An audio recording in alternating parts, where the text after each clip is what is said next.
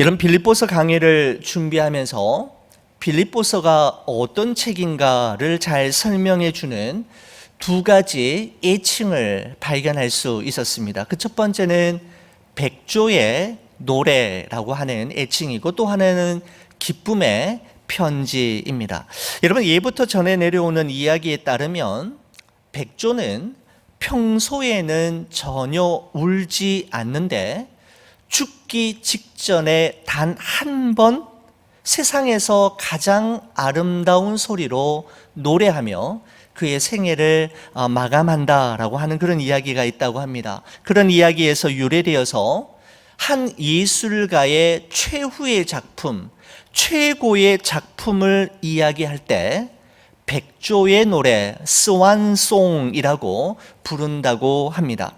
여러분 아시는 대로 빌립보서는 에베소서, 골로새서, 빌레몬서와 함께 사도 바울이 옥중에서 기록한 옥중 서신들 중에 하나로서 사도 바울이 로마에서 죄수의 몸이 되어 가택 연금으로 지내던 AD 60년에서 62년 사이에 기록했을 거라 성경학자들은 그렇게 보고 있습니다. 이후 바울은 극적으로 석방이 되어서 로마에서 자유의 몸이 되어 그리스도의 복음을 전하다가 AD 64년에 아주 큰 일이 일어나죠. 바로 네로 황제에 의해 발발되었던 로마 대화재 사건이 있게 되고, 이 사건으로 말미암아 기독교인들을 향한 분노와 반발, 박해와 핍박이 최절정에 이르게 되면서 바울 역시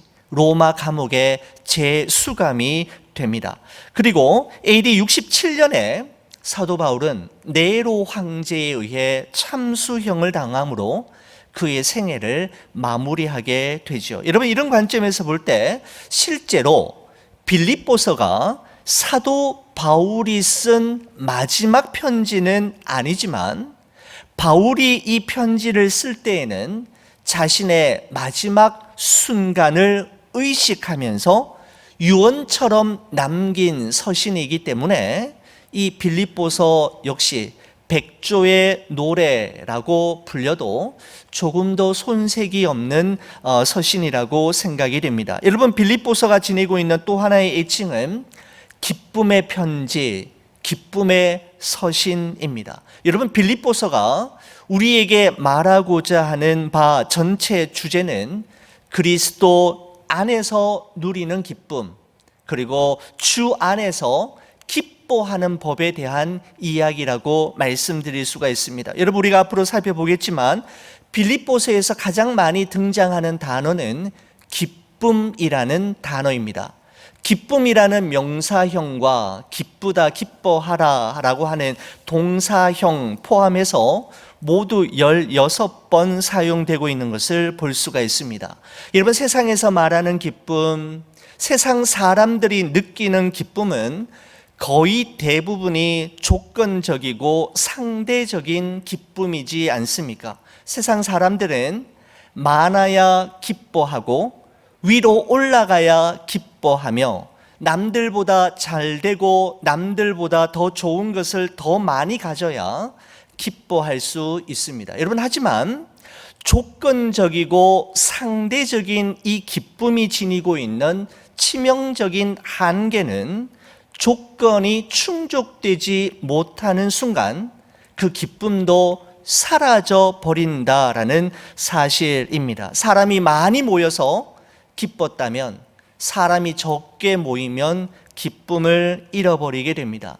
돈이 많아서 기뻤다면 돈이 없으면 슬퍼지고 불안해집니다. 남들보다 더 멀리 가고 더 높이 올라가서 기뻤다면 내려가면 세상 살 맛을 잃어버리게 되는 것이죠. 여러분, 하지만 빌립보서가 우리에게 말씀하고 있는 진정한 기쁨은 그 조건과 상황을 초월하는 기쁨, 그럼에도 불구하고의 기쁨이며 그리 아니하실지라도 감사할 수 있는 기쁨입니다. 여러분, 도대체 우리는 이런 기쁨을 어떻게 소유할 수 있을까요? 바로 우리가 빌립보서의 말씀을 매주마다 살펴보면서 우리가 말씀 속에서 찾아내야 할 우리의 숙제요 과제라고 생각이 됩니다. 사랑하는 우리 교우 여러분, 코비드 19이라고 하는 전대미문의 사태로 인해 언제 이 바이러스 감염 사태가 종식될지 알 수 없는 막막함으로 인해 사실 우리는 기쁨과 감사를 잃어버리고 힘겹게 하루하루를 살아가고 있습니다. 여러분, 바로 이러한 때에 우리가 빌립보서의 말씀을 우리가 매주마다 묵상하고 또 우리가 말씀을 들으면서 우리에게 잃어버린 기쁨과 그 감사를 회복하는 그런 계기가 되기를 우리 주의 이름으로 간절히 축원을 드립니다. 오늘 빌립보서의 말씀은 1절, 2절에 다음과 같은 인사말로 시작이 됨을 볼 수가 있습니다. 우리 같이 한번 저와 함께 읽어주시겠습니까? 같이 보겠습니다. 그리스도 예수의 종 바울과 디모데는 그리스도 예수 안에서 빌립보에 사는 모든 성도와 또한 감독들과 집사들에게 편지하노니 하나님 우리 아버지와 주 예수 그리스도로부터 은혜와 평강이 너희에게 있을지어다. 이런 말씀으로 시작이 되죠. 여러분, 이 빌립보서 편지를 보내는 사람을 이렇게 이야기합니다. 그리스도 예수의 종 바울과 디모데라 이렇게 이야기하고, 이 빌립보서 이 편지를 받는 사람을 빌립보에 사는 모든 성도와 감독들과 집사들, 즉 빌립보 교회라고 말씀드릴 수 있겠습니다. 여러분, 우리가 계속해서 앞으로 빌립보서의 말씀을 우리가 함께 나눌 터인데, 이 빌립보서의 말씀을 잘 이해하시기 위해서는 당시 대로마 제국의 축소판이라고 일컬어지는, 그리고 황제의 도시라고 불리워지는 그 빌립보 도시 그 심장부에 어떻게 하나님의 교회인 빌립보 교회가 세워지게 되었는지에 대한 그 배경적인, 그 교회가 탄생하게 된 그 배경에 대해서 우리가 반드시 살펴보아야만 우리가 이 빌립보서를 이해하시는데 큰 도움이 되겠다라는 생각이 들어서 오늘은 이 1절, 2절의 말씀을 가지고 더불어서 사도행전 16장에 기록된 빌립보 교회 탄생의 이야기, 세 가지 중요한 에피소드를 중심으로 해서 오늘 이 빌립보서의 첫 시간을 여러분과 함께 가지고자 합니다. 빌립보 교회가 탄생하게 된 데에는 사도행전 16장의 말씀에 근거할 때 중요한 세 가지 에피소드가 있었는데, 첫 번째 에피소드는 다음과 같습니다. 당시 제2차 전도 여행을 막 시작했던 바울과 실라, 디모데와 누가는 사실 어디로 가야 할지 갈피를 잡지 못하고 방향 감각을 잃어버린 채 오리무중에 빠져 있었습니다. 당시의 상황을 사도행전 16장 6절과 7절은 이렇게 우리에게 기록하고 있습니다. 우리 같이 한번 읽어보겠습니다. 성령이 아시아에서 말씀을 전하지 못하게 하시거늘 그들이 부르기아와 갈라디아 땅으로 다녀가 무시아 앞에 이르러 비두니아로 가고자 애쓰되 예수의 영이 허락하지 아니하시는지라, 이렇게 말씀하고 있습니다. 여러분, 출애굽한 이스라엘 백성들이 밤에는 불기둥으로 낮에는 구름기둥으로 그들의 그 인도하심을 따라 광야 40년을 통과했던 것처럼 사도 바울 역시 성령의 인도하심을 따라 지금까지 잘 왔는데, 갑자기 어느 순간부터 성령께서 그의 길을 막으시는 것을 경험하게 되었다라는 것입니다. 남쪽 지역이었던 소아시아, 오늘날 터키에서 말씀을 전하지 못하게 하시더니 이번에는 북쪽에 위치한 비두니아로 가고자 애썼지만 그곳 역시 예수의 영이신 성령께서 길을 막으시는 것이었습니다. 여러분, 이것은 사도 바울의 복음의 열정이 식었거나 그가 충분히 기도하지 않았기 때문도 아니고 사도 바울 일행이 하나님 앞에서 큰 죄를 지었거나 복음 전도의 동기와 의도가 잘못되었기 때문도 아니었습니다. 다만 하나님의 뜻과 계획이 다른 곳에 있었기 때문이었습니다. 사도행전 16장 8절에서 9절의 말씀을 우리 함께 또 보시겠습니다. 같이 한번 읽어주시겠습니까? 무시아를 지나 드로아에 내려갔는데 밤에 환상이 바울에게 보이니 마게도냐 사람 하나가 서서 그에게 청하여 이르되 마게도냐로 건너와서 우리를 도우라 하거늘이라고 되어 있습니다. 바울이 환상에 마게도냐 한 사람을 보게 되었고 마게도냐 사람의 말을 듣게 되죠. 마게도냐로 건너와서 우리를 도우라라고 하는 환상과 음성이었습니다. 여러분, 이로 말미암아 바울과 실라 그리고 디모데와 누가는 아시아 대륙을 떠나 에게해를 건너서 유럽 대륙으로 진출하게 됩니다. 바로 하나님은 그들이 예상하고 그들이 기대하고 기도하고 계획했던 것보다 더 멀리 내다보고 계셨고 더 큰 계획을 가지고 계셨던 것입니다.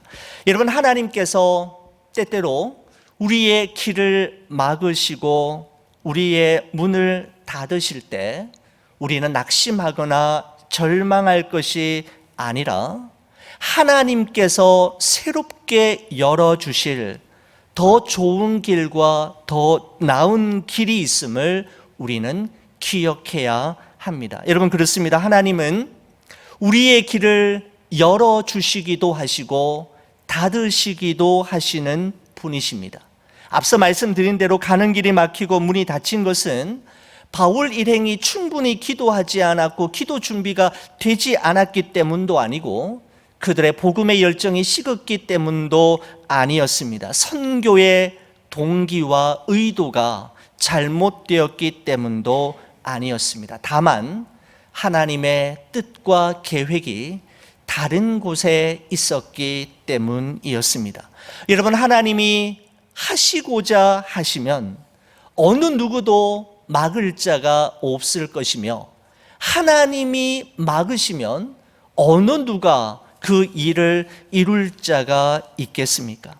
문을 열어주시기도 하시고 그 열린 문을 닫으시기도 하시는 하나님을 전적으로 신뢰하며 의지할 때 우리는 그 시간을 통과할 수가 있게 되는 것이죠. 여러분, 또 한 가지 우리가 기억해야 할 것은 사도 바울은 하나님의 능력을 믿고 하나님께서 자신의 모든 길과 앞으로 선교 여행의 모든 여정을 인도해 주실 것을 철저히 믿고 신뢰하는 믿음의 사람이었습니다. 여러분, 그렇지만 예수의 영이신 성령께서 길을 막으실 때마다 사도 바울은 뒷짐을 진 채 무작정 기다리며 아무것도 하지 않은 것이 아니라 성령의 인도하심을 구하며 하나님께서 예비하신 길이 어디인지를 알고 찾기 위해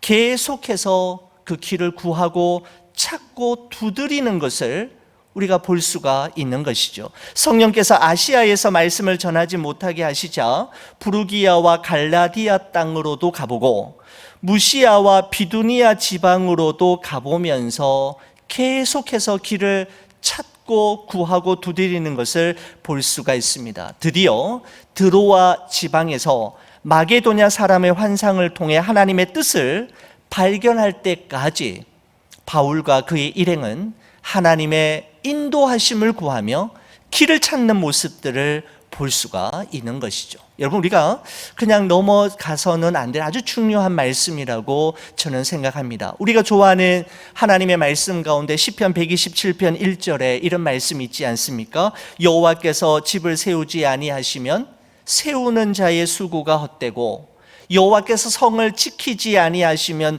파수꾼의 깨어 있음이 헛되도다라는 말씀을 여러분 우리는 항상 기억해야 합니다. 항상 한순간도 잊지 말아야 하지만 우리가 꼭 기억해야 될 또 하나의 중요한 사실이 있다면 집을 세우는 자의 수고와 성을 지키는 자의 깨어 있음을 하나님께서 무시하시거나 낭비하시지 않는다라는 사실 또한 우리는 반드시 기억해야 하는 것입니다.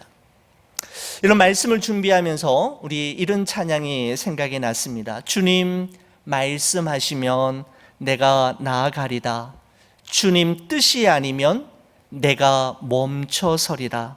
나의 가고 서는 것 주님 뜻에 있으니 오 주님 나를 이끌소서라고 하는 찬양이 그 어느 때보다도 저의 마음속에 이렇게 강하게 임하는 것을 느낄 수가 있었습니다. 그렇습니다. 우리의 가고 서는 것이 전적으로 주님의 뜻에 달려 있음을 기억하고 기다려야 할 때와 나아가야 할 때를 잘 분별할 수 있도록 지혜를 구하는 것, 바로 기도하는 자의 기도 제목 속에 반드시 포함되어야 할 중요한 기도 제목이라고 생각이 됩니다.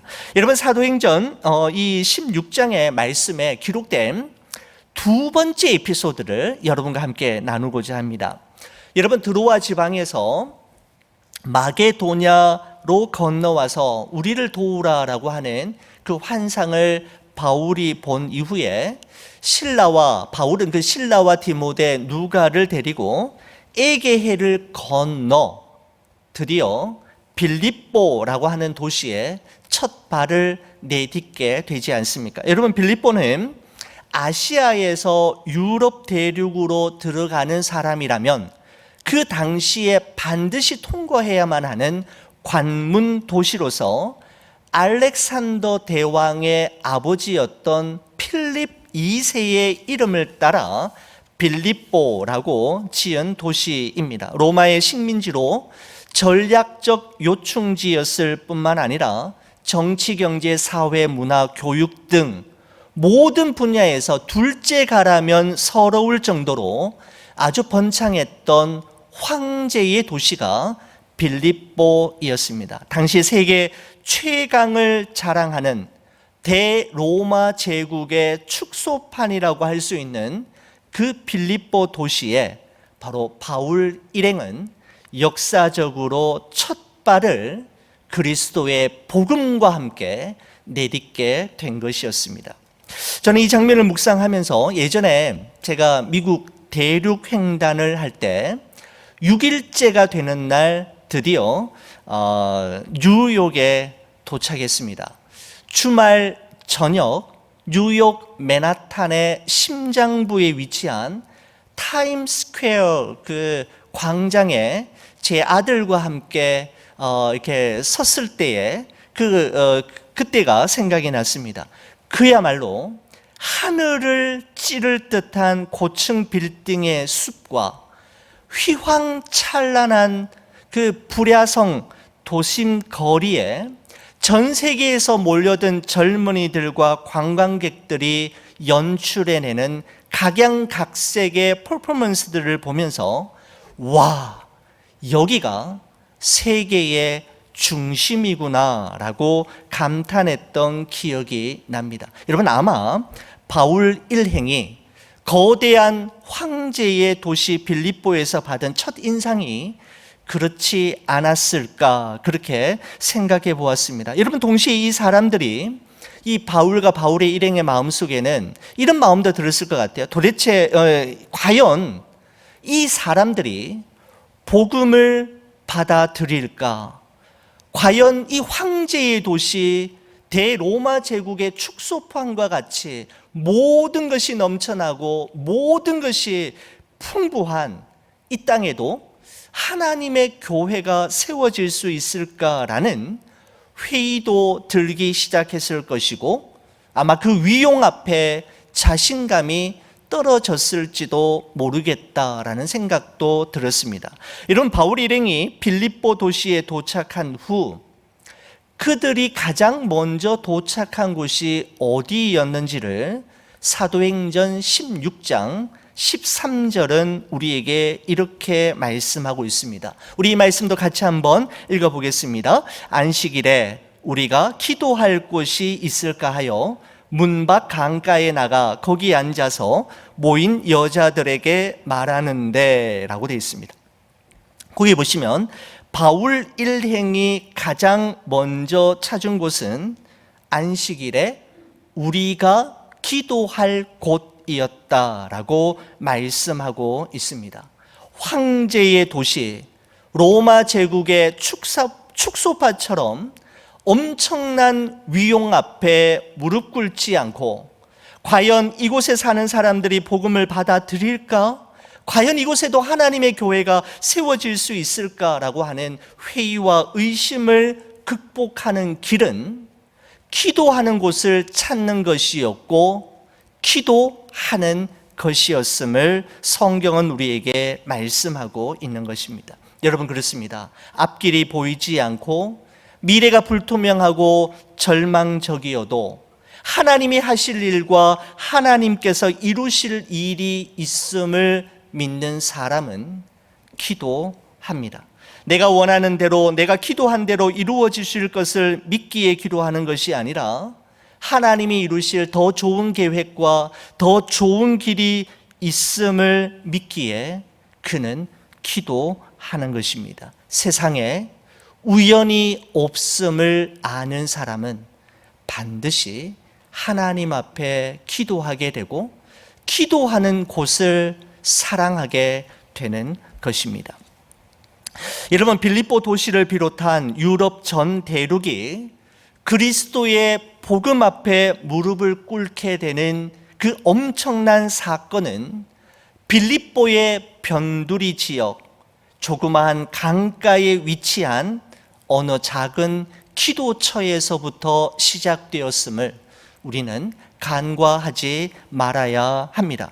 이런 바울 일행이 안식처에 기도하는 그 장소에서 누구를 만나게 되었습니까? 사도행전 16장 14절 15절 말씀입니다. 이렇습니다. 두아디라 시에 있는 자색 옷감 장사로서 하나님을 섬기는 루디아라 하는 한 여자가 말을 듣고 있을 때 주께서 그 마음을 열어 바울의 말을 듣게 하신지라 그와 그 집이 다 세례를 받고 우리에게 청하여 이르되 만일 나를 주 믿는 자로 알거든 내 집에 들어와 유하라 하고 강권하여 머물게 하니라 라고 말씀하고 있습니다.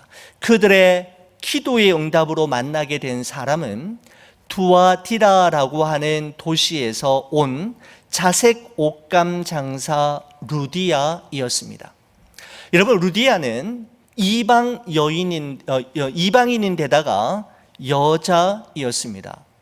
여러분, 예전에도 말씀드린 적이 있습니다만은 옛날 유대인들은 아침에 일어나면 하나님 앞에 세 가지 감사 기도 제목을 가지고 꼭 기도한다고 하죠. 오 하나님, 제가 이방인이 아니라 유대인으로 태어나게 하심을 감사합니다. 오 하나님, 제가 노예가 아닌 자유인으로 태어나게 하심을 감사합니다. 마지막 세 번째 감사는 이겁니다. 오 나의 하나님, 제가 여자가 아니라 남자로 태어나게 하심을 감사합니다 라고 기도했다고 합니다. 여러분, 당시 이런 사회적 분위기 속에서 루디아는 이방인인데다가 여자였으니 어느 누구도 빌립보라는 도시에 첫 번째 교회가 그의 집에서 시작되리라고는, 유럽 전 대륙을 그리스도의 복음으로 확산시키는 그 전초 기지가 루디아의 가정이 되리라고는 아무도 예상치 못했을 것입니다.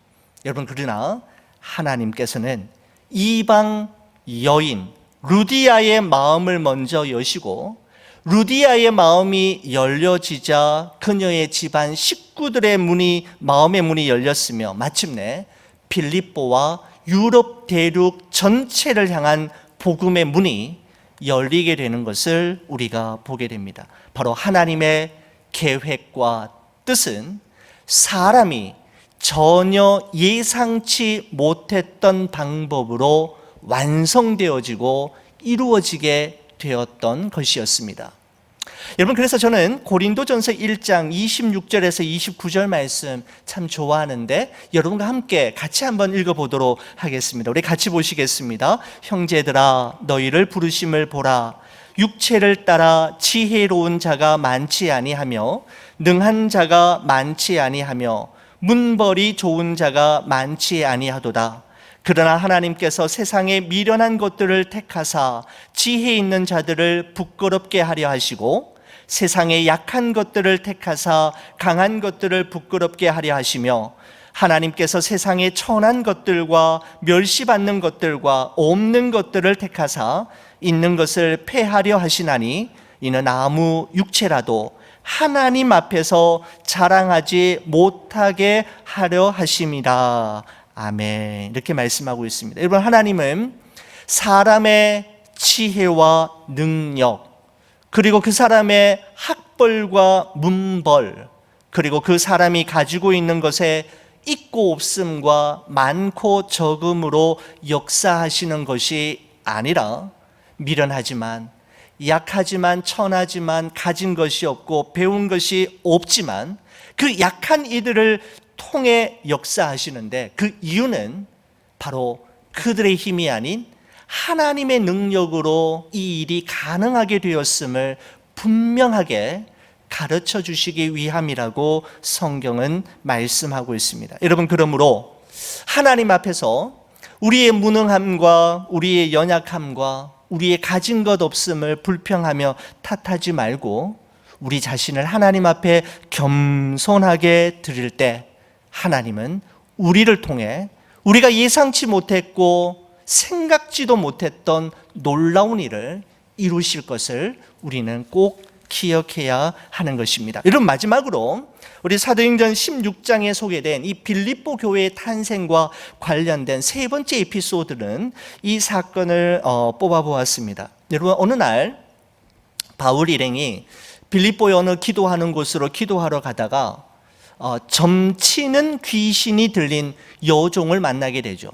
점치는 귀신이 들린 이 여종은 몇 명의 주인들에게 고용이 되어서 사람들의 점을 쳐주면서 하루하루를 살아가는 가련한 여인이었습니다. 여러분, 귀신 들린 것도 불쌍한데 악독한 주인들에게 이용당하는 것을 더 이상 지켜볼 수 없었던 사도 바울은 예수 그리스도의 이름으로 그 여종에게 있는 귀신을 내쫓게 되는데, 여러분, 이것이 큰 문제가 되었습니다. 귀신 들린 여인을 이용해서 돈벌이를 하던 주인들이 바울 때문에 더 이상 점을 볼 수 없게 되자 그들의 수입이 끊긴 것을 항의하면서 바울과 실라를 잡아다가 무서운 채찍질을 하게 되죠. 그리고 로마 감옥에 가두게 되었고, 바울과 실라의 두 발은 든든한 착고에 채워져서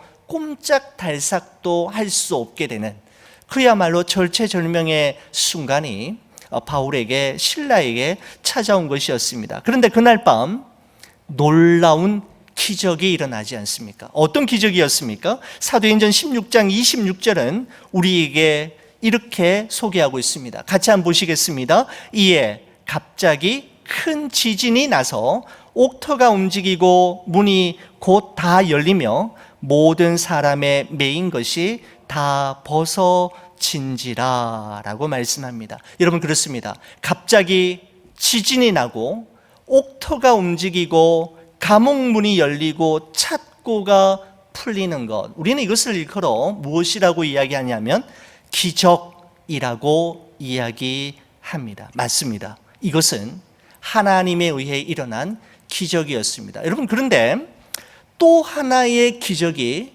그 감옥에 있었음을 우리는 놓치지 말아야 합니다. 저는 그것을 기적 중의 기적이라고 부르고 싶습니다. 그 기적 중의 기적이 무엇인가 하면 그 바로 앞절인 사도행전 16장 25절 말씀입니다. 우리 이 16장 25절 말씀 같이 한번 읽어보겠습니다. 한밤중에 바울과 실라가 기도하고 하나님을 찬송하며 죄수들이 듣더라 라고 되어 있습니다. 여러분, 지진이 나고 옥터가 흔들리고 그 감옥의 문이 열리고 또 매인 것이 풀리는 것도 정말 놀라운 기적이지만 하루 종일 무서운 채찍질로 인해 갈기갈기 찢어진 온 몸과 칠흑 같은 절망만이 가득한 로마 감옥 깊은 곳에서 도저히 기도할 수 없고 절대로 찬송할 수 없으며 오히려 하나님을 원망하고 자신께 절망할 수밖에 없는 인생의 마지노선 앞에서 그들은 하나님께 기도하고 찬송했는데, 저는 이것이야말로 옥문이 열리고 매인 것이 풀리는 것 못지않은 기적 중의 기적이라고 생각이 됩니다. 여러분, 만약에 25절과 26절의 순서가 바뀌었으면 어떻게 되었을까요? 다시 말씀드려서 26절이 25절 앞에 와서 먼저 지진이 나고 먼저 옥터가 흔들리고 감옥문이 열리고 먼저 매인 것이 풀어지는 기적이 난 이후에 바울과 실라가 기도하고 하나님을 찬송했다면 저는 그것은 이해할 수 있을 것 같습니다. 저도 그것은 할 수 있을 것 같습니다. 여러분, 그런데 순서가 바뀐다면 저는 정말 자신이 없습니다. 여러분, 바울과 실라는 그런 기적이 일어날 것을 예상하고 하나님께 기도를 드렸거나 하나님께 찬송을 올린 것이 아니었습니다. 그리 아니하실지라도의 기도이었고 그럼에도 불구하고 부른 찬송이었습니다.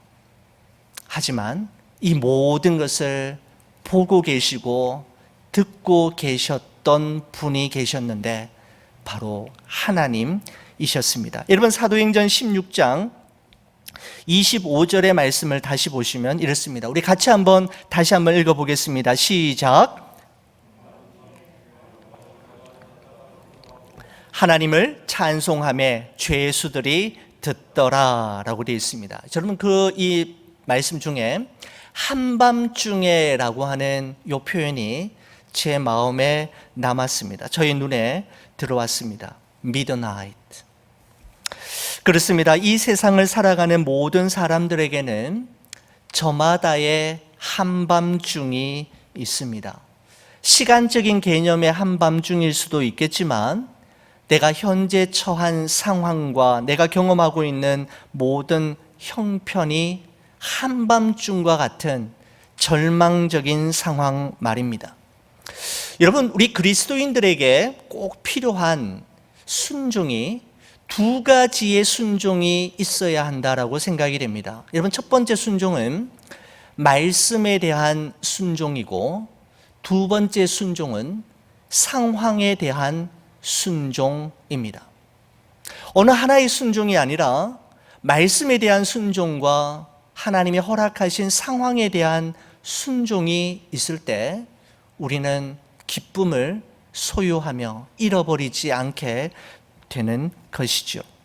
한밤중이 빨리 지나가기를 위해서만 기도할 것이 아니라 그 한밤중을 통하여 내 인생의 미드나잇을 통하여 하나님의 온전하신 뜻이 이루어지길 위해 기도해야 합니다. 그렇습니다. 한밤중은 하나님의 선하신 뜻과 계획하심, 그리고 그분의 역사하심과 인도하심이 선명하게 드러나는 시간이기 때문입니다. 여러분, 이 사건으로 말미암아 바울과 실라를 지키던 간수와 그의 가족들이 모두 다 예수 그리스도를 믿고 세례를 받고 빌립보 교회의 주요한 멤버가 됨으로써 빌립보 교회는 유럽 대륙의 첫 번째로 세워진 교회가 되었고 유럽 대륙을 복음으로 점령하는 전초 기지로 굳건하게 세워지게 되었던 것이었습니다. 여러분, 이처럼 사도 바울에게 있어서 빌립보 교회와 빌립보 교회 성도들은 남다른 이야기, 그들만이 가지고 있는 특별한 이야기를 공유하고 있었던 사람이었습니다. 자, 여러분, 이와 같은 이야기를 배경으로, 빌립보 교회 탄생 이야기를 배경으로 빌립보서 1장 1절에서 2절 말씀을 우리가 다시 한번 읽으면서 말씀을 마무리 짓도록 하겠습니다. 우리 같이 한번 읽어보겠습니다. 그리스도 예수의 종 바울과 디모데는 그리스도 예수 안에서 빌립보에 사는 모든 성도와 또한 감독들과 집사들에게 편지하노니 하나님 우리 아버지와 주 예수 그리스도로부터 은혜와 평강이 너희에게 있을지어다. 아멘. 우리 함께 기도하시겠습니다.